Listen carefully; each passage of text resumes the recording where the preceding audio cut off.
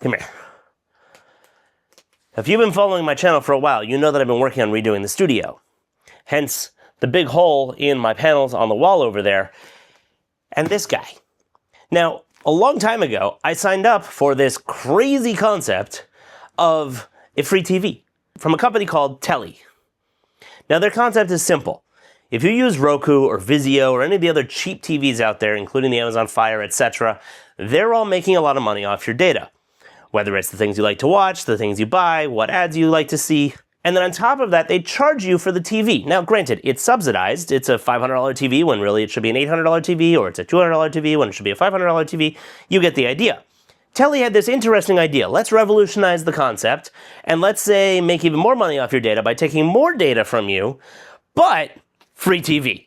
And I'm like, all right, this is crazy. Either the company goes out of business and never sends me a TV, or I get a free TV and I get to make a video about this. Now, it turns out I'm one of the first households in the country to get one. So we're making a video about it. Even though my stuff is normally about business technology, hit that subscribe button if you're interested in more about that.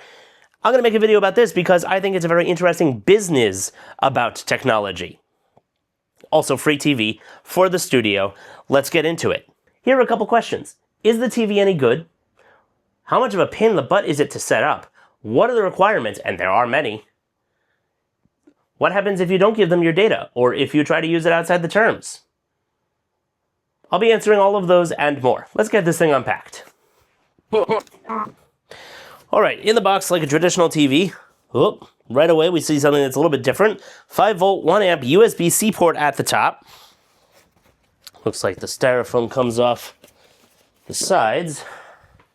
I believe at this point I have to lay it down. So I'm actually going to pivot this whole thing around. Pivot! A little bit of a tight space here in the studio. I'm only working with a 10 by 10, so I did things a little bit backwards. You're supposed to open the top of the box, take out the getting started guide, the remote, the feet, and then lift the whole box off of the styrofoam and then get to the TV part.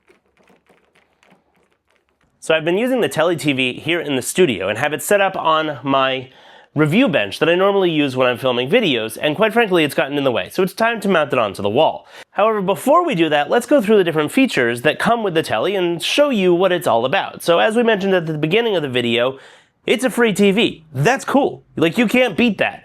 Now, there's a lot of questions regarding privacy. What's it recording? How's it recording? Where's that data going? What's being sold? How's it being sold? Etc. Now remember, and this is a universal rule for life, if you're not paying for the product, you are the product. And that's true here as well. Now, when I signed up for this, I filled out a whole bunch of surveys. And then again, when it was ready for shipping, I filled out even more detailed surveys, asking me all kinds of questions, asking about statuses of people in my household, if anybody was planning on going to college soon, questions about, platforms that I like to use.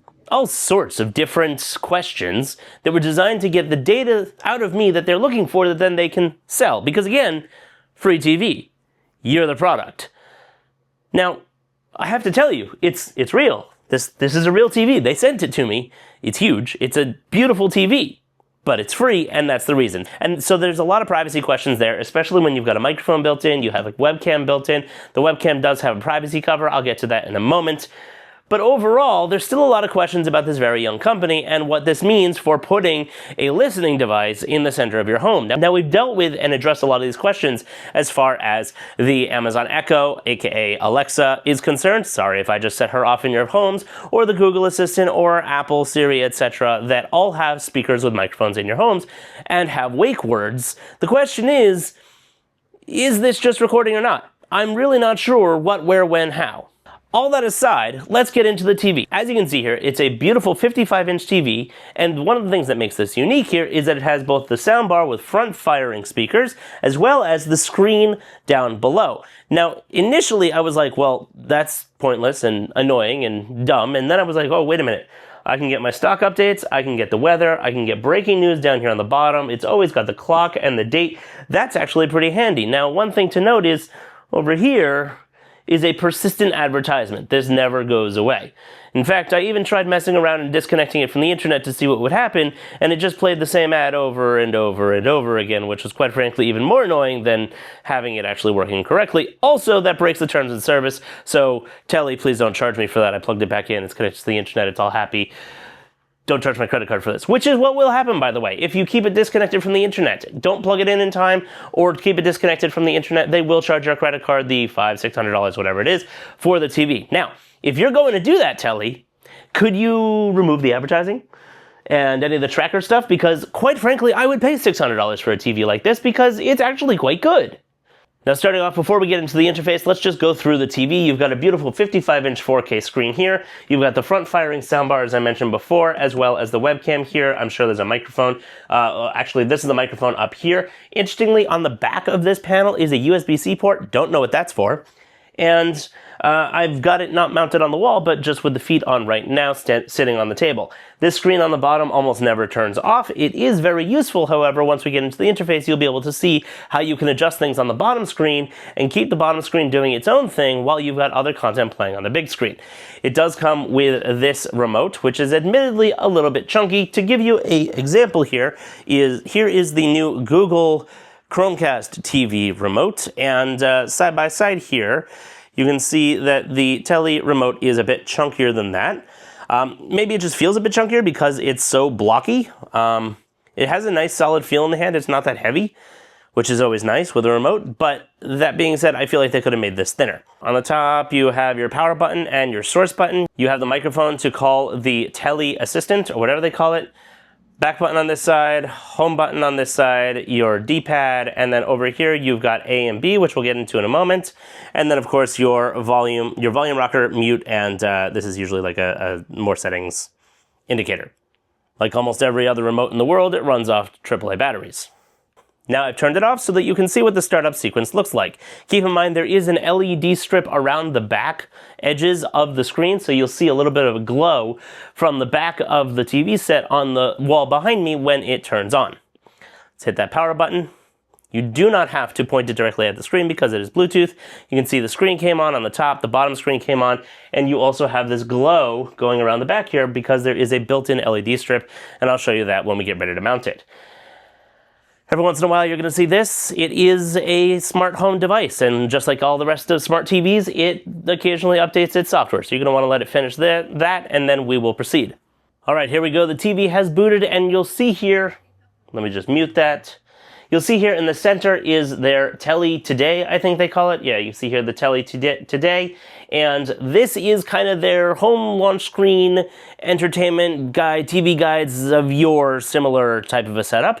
And this content does update, I believe, on the daily. I don't actually usually see it because I often have it on the screensaver, or I have it on my Google TV, which I'll show you how to get to in a moment. Now remember the A and the B on the remote, here's what they are for. You'll see in the interface here, A will mute the ad, or on this ad down here, you'll often see A or B in order to bring something like a survey or the more information dialog window about the ad up onto the screen. At the moment, the ad doesn't seem to be loading, not sure why. Usually, oh, there it is. Okay, it was just taking a second to download that. So if I hit A to mute the ad, I mean the TV is already muted, but I'll unmute the TV, but then hit A, now the ad is muted, and you don't hear that, but the rest of the TV volume is apparently on. Now again, this is a free TV, and part of what makes it free is, well, yes, he's selling your data, as I mentioned before, but also the built-in advertising that they have both here on the screen as well as on the second screen down here. And in cases where they haven't sold all of the advertising, you'll see things like this advertising, little tips and tricks about the Telly TV and the remote and its ecosystem. One other thing I forgot to mention about the remote here is that you see this light on the top, that's a button, and there's another button down here, and that's how you switch the control from the top screen to the bottom screen, depending on which one you want to be using the remote to direct control on. So for the top screen, if I navigate through here, it's not really doing anything with this ad. If I drop down to the bottom screen, then I can navigate through the different tooltips that are here. Tooltips, icons, whatever they are, and then I can click on Bloomberg if I wanted to get some more information about that article, and I can even bring it up on the top display, and that brings up And then that brings up a website of where this article came from. Of course, Bloomberg is flagged that as robotic activity and wants us to press and hold here, which I'm not even sure we're going to be able to do, but we're going to try. Okay, see, so Telly, you may have something to work on. There's some kinks still to work out here. Bloomberg is blocking access to this article, even though we could see the content down below. I hit the back button to go back to the main screen. Let's again drop down into the bottom screen and get out of that article that we were looking at. Let's look at the weather in the area here. And you can see that while... Shush. You can see that while one thing is happening up here, I'm free to then go and navigate other things down here, which honestly, while I'm watching something on the big screen, such as a YouTube video, a sports game, or whatever, I can then go down here and quickly check other information, such as other sports games, the stock market, the weather, news articles, etc., while still having this and enable my ADD brain to multitask without having to go out of the main screen that I was on. As you can see here, now I feel like a weatherman. It's 50% humidity, and we've got wind and weekly forecast coming up over here. On the 13th, it'll be 59 degrees. 14th, it'll be 65 degrees out here in Long Beach, California. I'm going to hit the home button on the remote and show you where that goes on here. On the bottom screen just takes you back to this home screen where you have these different tiles as well as the top stories and the time and time, temperature, and date, just like the old bank signs used to have. One thing to note is the 3 bars here on the remote is going to bring up the settings screen, which if you are familiar with other smart televisions, this is an Android settings menu customized for this TV. You've got your mood lighting, which controls the color and brightness of, and whether it's on or off, of the LED strip behind, which you'll see I'm turning on and off here. And I can even come in here and change which color I want it to be. I can go red, I can go, let's say, green, or I can go down to violet if I'm feeling violet, and, pick the one that works best for you. Personally, I like blue lights in my background. I like it to be bright and welcoming and airy, and I feel that blue really does that for me. Under timers, you have the ability to set sleep timer and a countdown timer. Let's hit the back button. Network is how you connect to your Wi-Fi networks. I'm not going to show you that information here. Picture is settings based on how you want to tweak the image to the way that you want to view it. Sound, same thing. Menu navigation sound on or off, as well as where the sound is going to go. And if you want to do surround sound, dialogue enhancement, and tweak your sound settings there as you would see in other normal TVs. HDMI here is going to give you the ability to name the inputs that you have here. So for example, my Google TV, which we'll get to in a moment, you'll see, nope, I don't have it listed here, but it is in, I believe, HDMI 1. And then if you go down to advanced, you'll be able to see CEC and whether or not you have audio output latency and what kind of HDR you want to be compatible with. Going down here, you have the remote control. This tells you how much battery is left in your remote, as well as the ability to pair it. Down to the account, you can see the account information, such as what account you're logged in as. Not going to show you that either. Accessibility has options for closed captions, text-to-speech, accessibility shortcut to activate those, and text scaling if you want to make all of the text on the screen much larger. Lastly, you have help and support, which has tutorial videos. They buried the Eco Power mode here for some reason. Not sure why that isn't in a different part of the settings menu.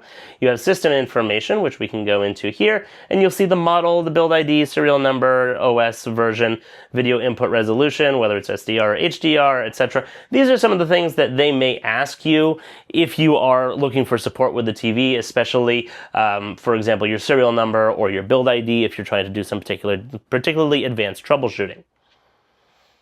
You have the option to reboot the TV, which is always step number 1 when something goes wrong in IT. I am a recovering IT guy. Step 1 in everything IT and solves 97% of problems is reboot. Turn it off and turn it on again.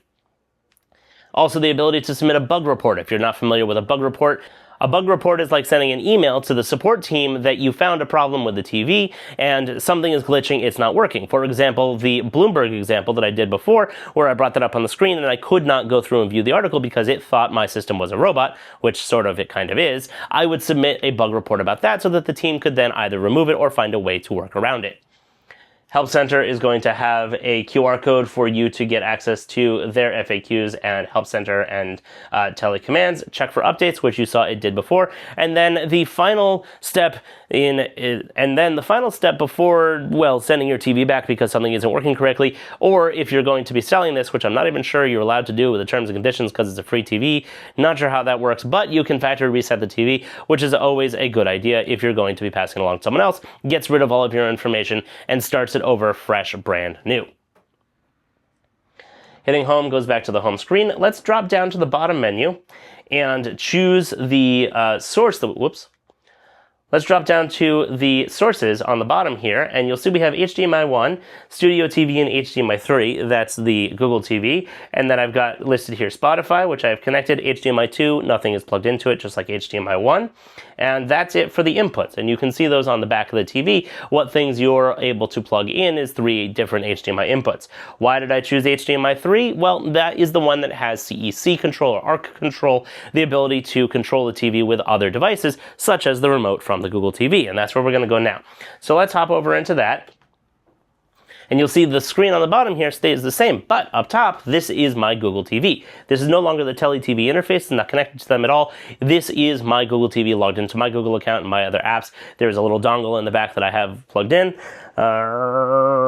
Nope, it's not the little dongle in the back. It's plugged into this little base station here on the desk, and that is what's powering the Google TV behind here. Just like any other Google TV, you have the ability to navigate through and around and see, for example, my other videos on my YouTube channel. If you're interested in Chrome versus Windows, getting that set up and what that looks like, this is a video in which I went through that. You can actually see the Telly in the background because I filmed that while I was testing the Telly. A little bit of shameless self-promotion there, like and subscribe. All right, one more thing that I forgot to mention about the bottom bar here is how you get to the rest of the interface. Well, when you're on the remote and you've got the bottom bar selected, if you press upward, you'll see that it brings up this home feed or different options for you to select, and you can just go to the side in order to select them. This one in particular is the inputs. Before it was a For You feed. The TikTok generation should be familiar with that term.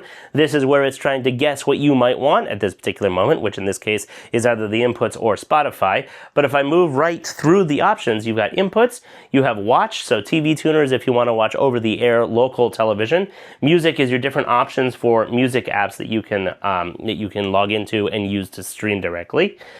Game room, you have 2 options. One is remote control games. The other is motion control games. Remote control games are going to be using the remote. Motion control games are going to be using your body, and that's where the camera comes into play for part of it. That opens the privacy shutter, and you're actually able to control playing games like Candy Crush type of a thing by using your body as a controller. Next here, you have Zoom as an option for video calling, which really is actually pretty cool. You're logged into your Zoom account, and you're able to then sit on your couch and take a call, and the camera is down here. Now, when I have had this set up for other home systems, usually the camera is placed on the top of the TV, and then it's looking downward at you, and the person is like way up there, and it looks very, very bizarre. If this is down here, towards the bottom of the TV, it's going to be closer to eye level-ish of where you are. Most people usually put their TVs up a little bit, and so that actually will be almost an eye-to-eye conversation, which will look much more natural for the person that you're talking with. So that's a good design choice. You have also here GOFA as a fitness choice, and then you have settings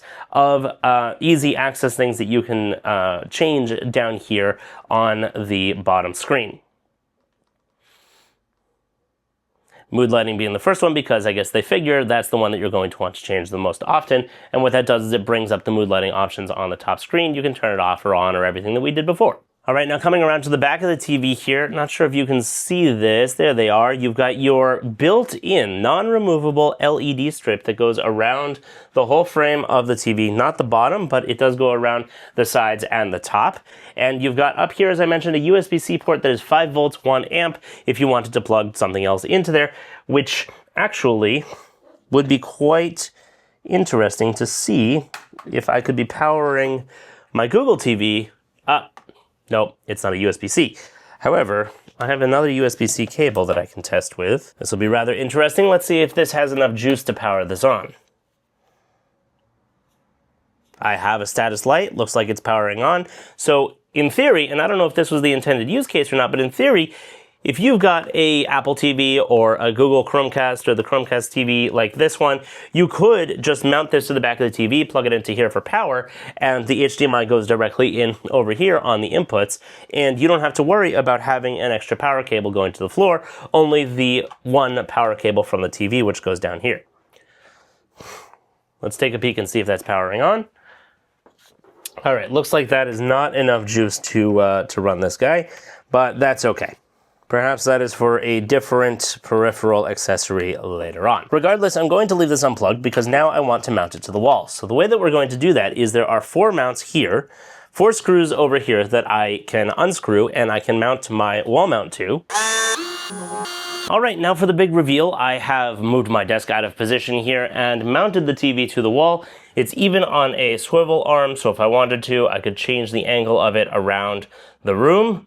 But for the most part, it's going to stay right here, and my desk sits right below it. Shall we see how it looks? There's the ambient lighting around it.